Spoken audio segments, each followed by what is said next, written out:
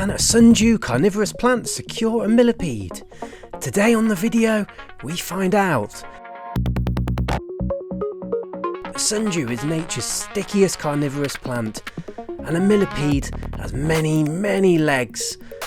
And in this video, something different and unique happens at the end.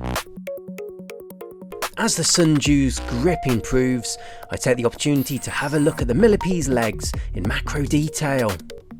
This is a common garden millipede, and they often grow to around 25mm long, sometimes slightly longer.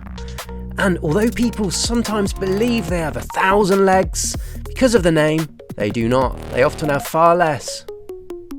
However, the millipede is a powerful competitor against this carnivorous plant. At this point, I think the millipede's about to break free. It's still covered in glue all over its legs, but it seems to be hanging from the plant, ominously ready to drop before it makes a mistake and curls its powerful body back up towards the plant and back into danger.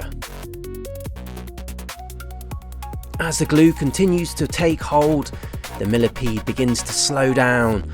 I wonder if my plant can actually capture and digest such an armoured prey with so many legs.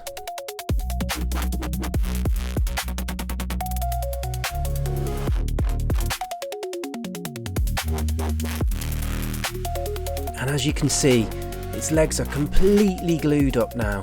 It's only just using the muscles in its body to be able to continue to move, but it looks like the plant is winning. The back end of the millipede is secured, but the rest of it continues to thrash and flail around.